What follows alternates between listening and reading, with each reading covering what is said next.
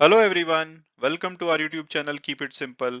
आज के वीडियो में हम बात करेंगे आईआरसीटीसी के बारे में, क्योंकि रेलवे बोर्ड ने बोला है कि अब से रेलवे के जो पैसेंजर्स हैं उनको कुक्ड फूड ट्रेन में सप्लाई किया जाएगा।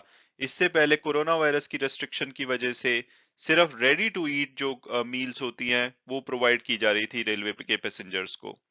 इसके अलावा आईआरसीटीसी ने पिछले वेंसडे को अपना शेयर होल्डिंग पैटर्न शेयर किया, जिसमें देखा गया कि रिटेल शेयर होल्डर की जो हिस्सेदारी है वो काफी बढ़ चुकी है। तो दोनों ही टॉपिक को हम इस वीडियो में डिटेल में डिस्कस करेंगे और ये भी बात करेंगे कि क्या आईआरसीटीसी का शेयर हमें करंट प्राइस पे लेना चाहिए या नहीं।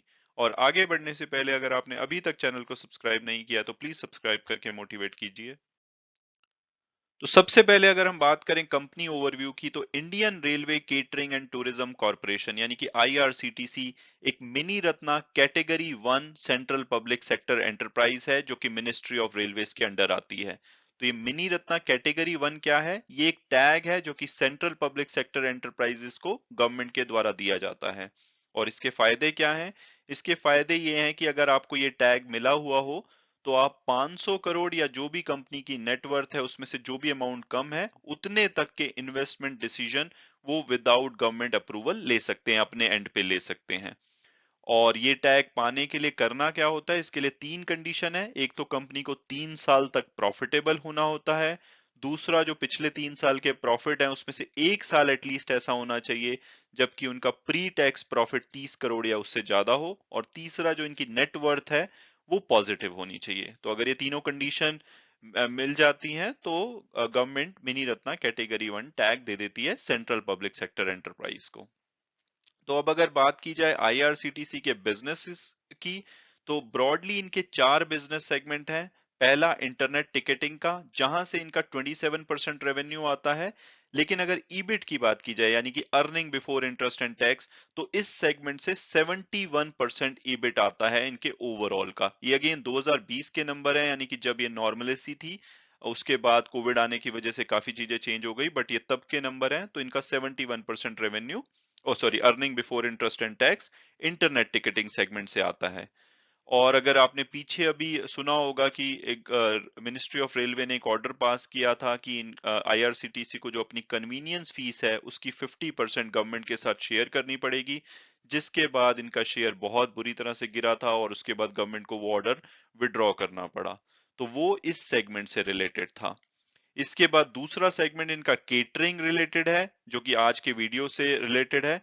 और इससे इनका 46% रेवेन्यू आता है और 17% ईबिट। और इसमें ये क्या करते हैं? इसमें ये ट्रेन्स के अंदर फूड सप्लाई करते हैं, यानी कि केटरिंग करते हैं, खाना देते हैं लोगों को। इसके अलावा इनके रेलवे स्टेशन पे फूड कोर्ट्स और रिफ्रेशमेंट रूम्स हैं। और तीसरा, इनके बहुत सारे रेस्टोरेंट जैसे कि डोमिनोज वगैरह के साथ इनकी पार्टनरशिप है, जहां पे ई केटरिंग सर्विसेज प्रोवाइड करते हैं, यानी कि लोग अपने मोबाइल से खाना ऑर्डर कर सकते हैं और ये रेस्टोरेंट के साथ पार्टनरशिप करके ट्रेन में डिलीवर कराते हैं। और तीसरा इनका बिजनेस है पैकेज ड्रिंकिंग वाटर का। रेल नीर के नाम से इनका वाटर आता है। अगर आपने कभी ट्रेन में सफर किया हो तो आपने डेफिनेटली इसको पिया होगा। और इसमें इनका 10% रेवेन्यू जनरेट होता है और 8% ईबिट। और चौथा इनका सेगमेंट है ट्रेवल एंड टूरिज्म का, जहां से इनका 17% रेवेन्यू आता है। इस सेगमेंट में डोमेस्टिक और इंटरनेशनल टूर पैकेजेस देते हैं। और इस सेगमेंट से इनका 3% ईबिट आता है।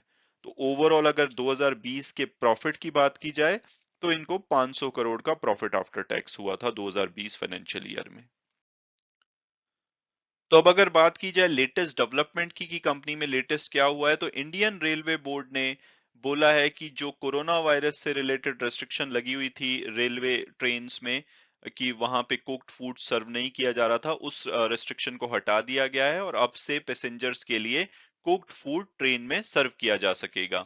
इसके अलावा जो पीछे रेडी टू ईट मील्स ही सर्व किया जा रहा था वो भी कंटिन्यू रहेगा।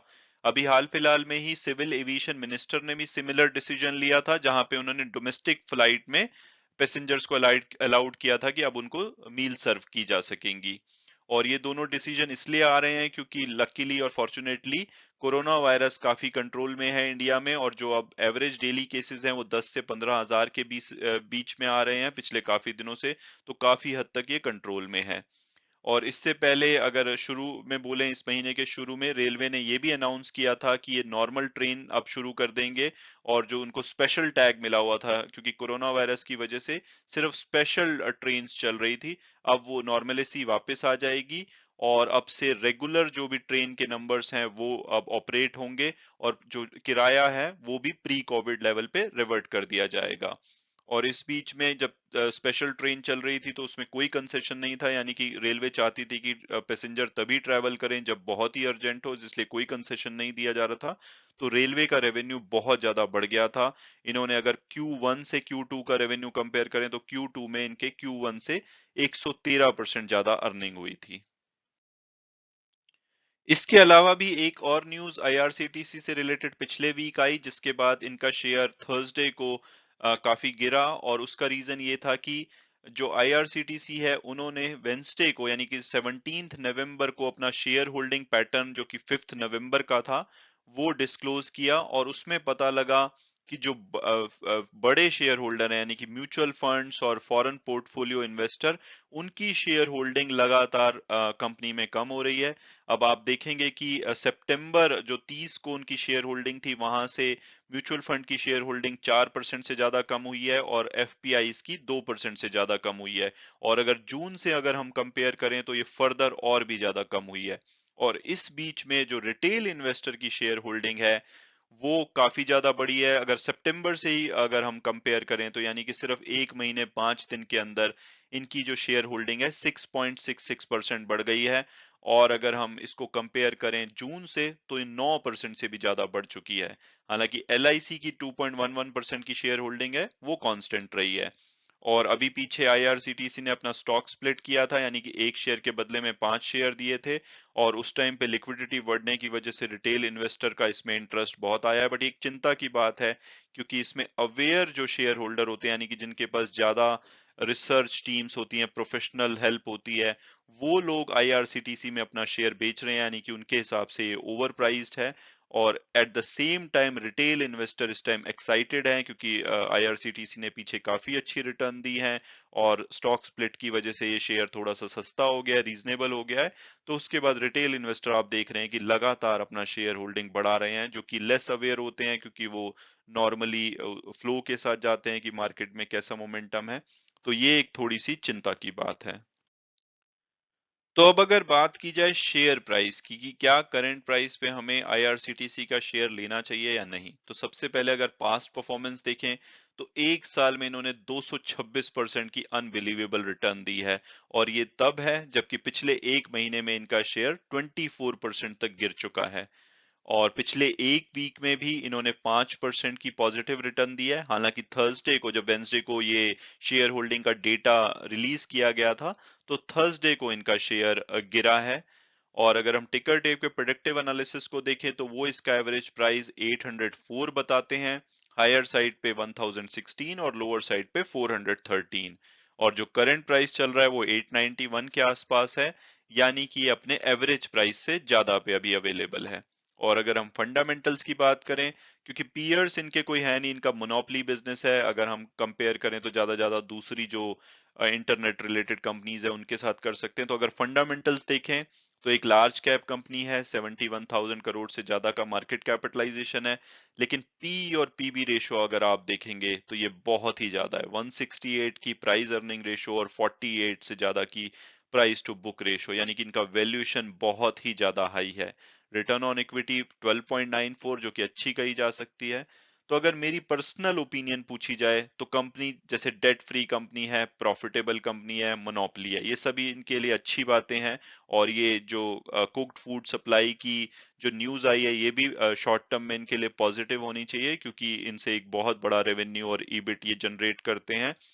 लेकिन अगर लॉन्ग टर्म की बात की जाए तो मुझे लगता है कि इनका शेयर बहुत ज्यादा ओवर वैल्यूड है। और दूसरा ये है कि इसमें जो अवेयर शेयर होल्डर है यानी कि जिनके पास ज्यादा नॉलेज है, वो लोग इसमें से अपना शेयर बेच रहे हैं। तो एट सम पॉइंट इसमें अच्छी खासी गिरावट आ सकती है। हाँ, पिछले एक महीने में देखा भी गया है इनका शेयर 24% तक नीचे गिरा है। तो मुझे लगता है कि लॉन्ग टर्म के लिए पर्सनली मैं तो इस शेयर से अभी दूर रहूंगा जब तक कि इसमें अच्छी खासी और करेक्शन ना आ जाए। मे बी वो मिस्ड अपॉर्चुनिटी हो, लेकिन अभी इनका वैल्यूएशन बहुत ही ज्यादा हाई लगता है।